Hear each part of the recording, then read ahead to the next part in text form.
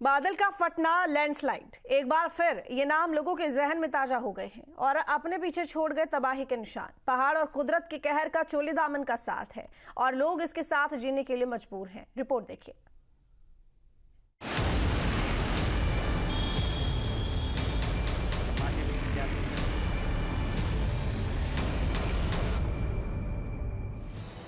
टिहरी, कर्णप्रयाग, चमोली, रुद्रप्रयाग, जो गुजर गया उसके अब निशान बाकी हैं।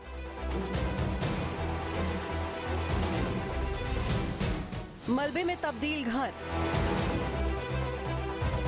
लैंडस्लाइड के कारण जमा हुआ मलबा,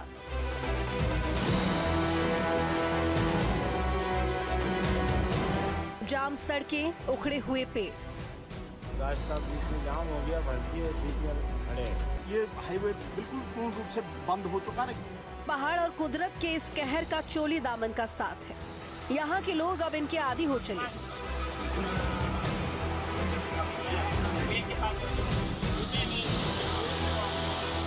टिहरी का भिलंगना ब्लॉक का गेवाली गांव, यहाँ बादल फटने से एक स्कूल की इमारत जमींदोज हो गई। पहाड़ का मलबा इमारत के अंदर जा घुसा, जिसके चलते इस तरह के हालात देखने को मिले। क्षतिग्रस्त हो चुके हैं पूरे कमरे, जो 3 कमरे थे। लैंडस्लाइड के चलते यहाँ भारी नुकसान हुआ है। प्रशासन की टीम राहत और बचाव कार्य में जुटी हुई है। टिहरी जिले के घनसाली विधानसभा के अंतर्गत जो सीमांत गांव गेवली है, वहां पर बीती रात को फिर से बादल फटा है और वहां पर काफ़ी मलबा आ गया। उसको लेकर टिहरी जिलाधिकारी से बात करेंगे कि जो मौका है, मौके पे क्या क्या स्थिति है और हालात क्या है वहाँ पर। सर, जो अभी 5वीं बार बादल फटा है, उस क्या हालात है वहाँ पे? देखिए, लगातार घनसाली क्षेत्र में, बालगंगा क्षेत्र में तेज़ बारिश की और बादल फटने की घटनाएं हो रही हैं और इसके क्रम में सभी डिपार्टमेंट्स अपना अपना कार्य कर रहे हैं।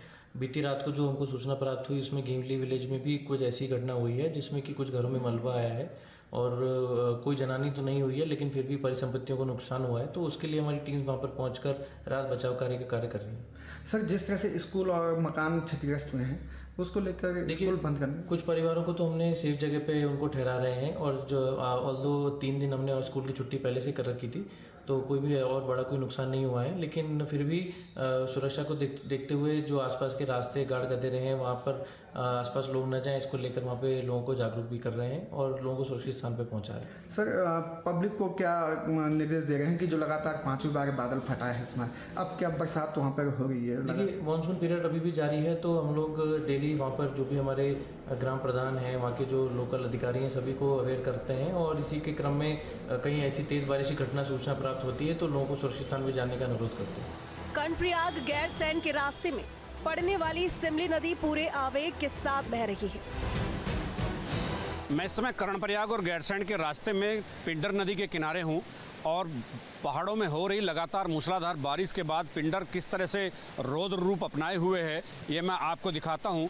आप ये पिंडर नदी को देखिए। ये पिंडर नदी अभी यहाँ से तकरीबन 6-7 किलोमीटर, 5-6 किलोमीटर आगे चलकर अलकनंदा में मिल जाएगी। कर्णप्रयाग में अलकनंदा के साथ इस नदी का संगम होता है और ये पिंडर ग्लेशियर से इसका उद्गम स्थल है पिंडर ग्लेशियर। आप इसमें इसके पानी में उठती हुई लहरों को देखिए। पत्थरों से टकराकर बहुत ऊंचाई तक इनकी लहरें उठ रही हैं और ये पानी का वेग और पानी की मात्रा दोनों बताती हैं कि किस तरह से पिंडर नदी का रौद्र रूप देखने को मिल रहा है। और ये कर्णप्रयाग में भी काफ़ी तांडव मचाए हुए हैं। दोनों तरफ आबादी क्षेत्र हैं, आबादी क्षेत्र को भी खतरा हो सकता है। और इसके पिंडर के बारे में एक कहावत है कि पिंडर जितना शोर मचाती है उतनी खतरनाक भी है। तो ये दूसरी नदियों की तरह नहीं है और ये असाधारण नदी है। जब इसमें पानी का बहाव आता है तो पिछले दिनों आपने देखा होगा कि कर्णप्रयाग के पूरे एरिया से नदी के किनारे बसे हुए लोगों को सभी को हटाना पड़ा था। ये वही पिंडर है जो थोड़ा सा आगे चलकर अलकनंदा में शामिल हो जाएगी। उसमें उस पिंडर का अलकनंदा में विलय हो जाएगा। इनकी लहरों को एक बार और देखिए। ये इस बात का प्रतीक है कि पीछे पिंडर घाटी में भी बहुत ज़बरदस्त बारिश हो रही है और ज़बरदस्त बारिश होने के चलते तमाम नदी नाले गदेरे उत्तराखंड में उफान पर हैं। शासन ने अलर्ट भी किया है, सरकार चौकन्नी भी है, SDRF NDRF सब तैनात हैं, लेकिन नदियों का बहाव और नदियों की गति और नदियों की लंबाई इतनी है कि कहां कहां आप रेस्क्यू करने के लिए संसाधन झोंकोगे, इसीलिए लोगों को खुद ही अलर्ट रहना होगा। चमोली में मलबे के कारण बद्रीनाथ राष्ट्रीय राजमार्ग जाम हो गया। प्रशासन इस कोशिश में जुटा है कि किसी तरह से मलबे को हटाकर रास्ते पर आवागमन फिर से शुरू करवा सके।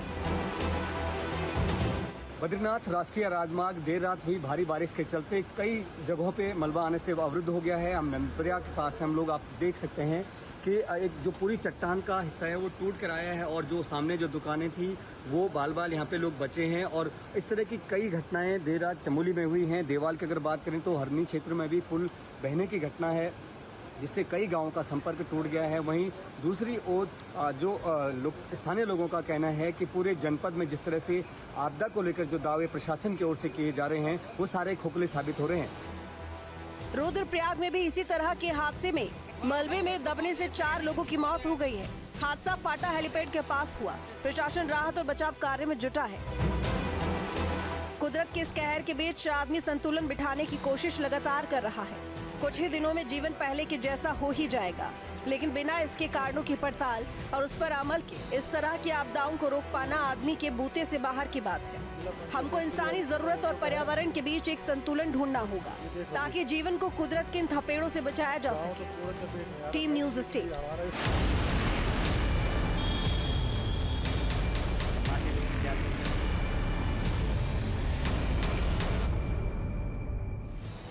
टिहरी, कर्णप्रयाग, चमोली, रुद्रप्रयाग, जो गुजर गया उसके अब निशान बाकी हैं।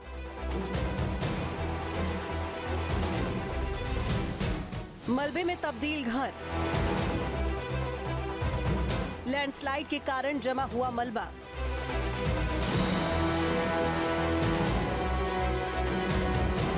जाम सड़कें, उखड़े हुए पेड़। रास्ता बीच में जाम हो गया, फंस गए, बीच में खड़े।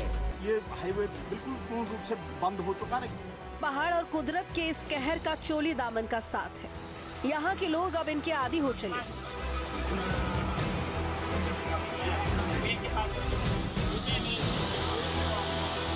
टिहरी का भिलंगना ब्लॉक का गेवाली गांव, यहाँ बादल फटने से एक स्कूल की इमारत जमींदोज हो गई।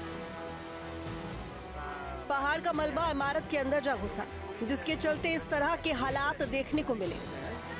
क्षतिग्रस्त हो चुके हैं पूरे कमरे, जो 3 कमरे थे। लैंडस्लाइड के चलते यहाँ भारी नुकसान हुआ है।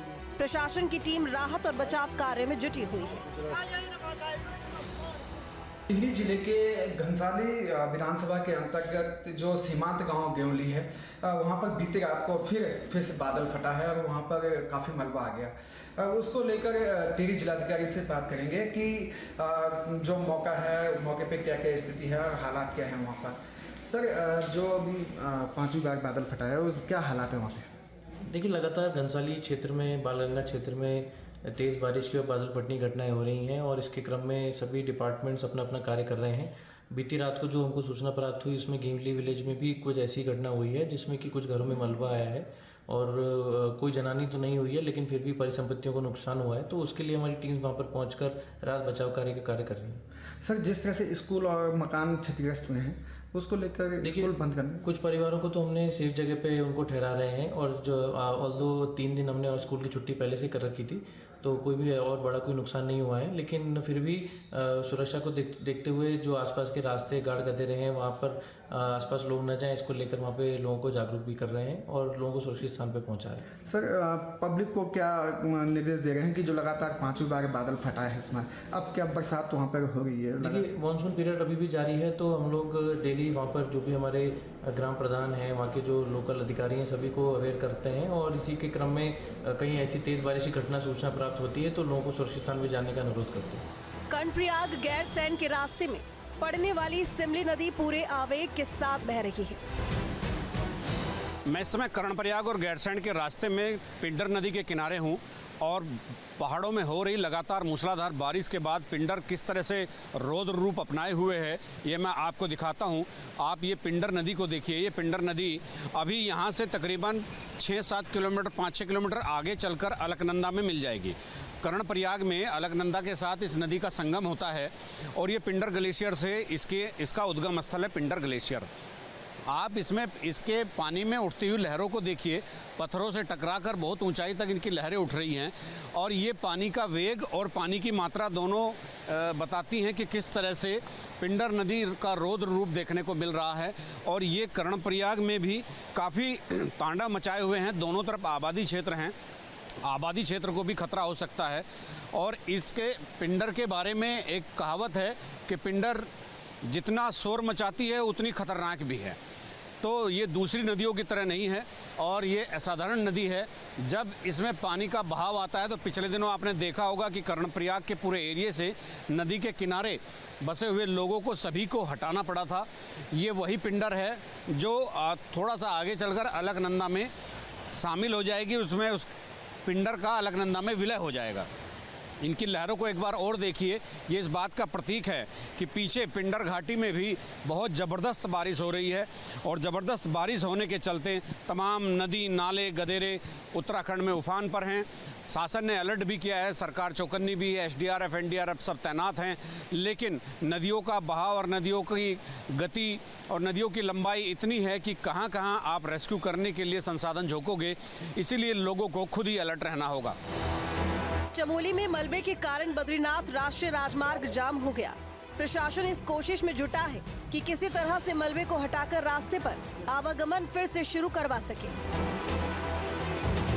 बद्रीनाथ राष्ट्रीय राजमार्ग देर रात हुई भारी बारिश के चलते कई जगहों पे मलबा आने से अवरुद्ध हो गया है। हम नंदप्रयाग के पास हम लोग आप देख सकते हैं कि एक जो पूरी चट्टान का हिस्सा है वो टूट कर आया है और जो सामने जो दुकानें थी वो बाल बाल यहाँ पे लोग बचे हैं। और इस तरह की कई घटनाएं देर रात चमोली में हुई हैं। देवाल की अगर बात करें तो हरनी क्षेत्र में भी पुल बहने की घटना है जिससे कई गांवों का संपर्क टूट गया है। वहीं दूसरी ओर जो स्थानीय लोगों का कहना है कि पूरे जनपद में जिस तरह से आपदा को लेकर जो दावे प्रशासन की ओर से किए जा रहे हैं वो सारे खोखले साबित हो रहे हैं।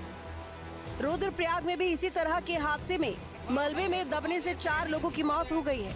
हादसा फाटा हेलीपैड के पास हुआ। प्रशासन राहत और बचाव कार्य में जुटा है। कुदरत के इस कहर के बीच आदमी संतुलन बिठाने की कोशिश लगातार कर रहा है। कुछ ही दिनों में जीवन पहले के जैसा हो ही जाएगा, लेकिन बिना इसके कारणों की पड़ताल और उस पर अमल के इस तरह की आपदाओं को रोक पाना आदमी के बूते से बाहर की बात है। हमको इंसानी जरूरत और पर्यावरण के बीच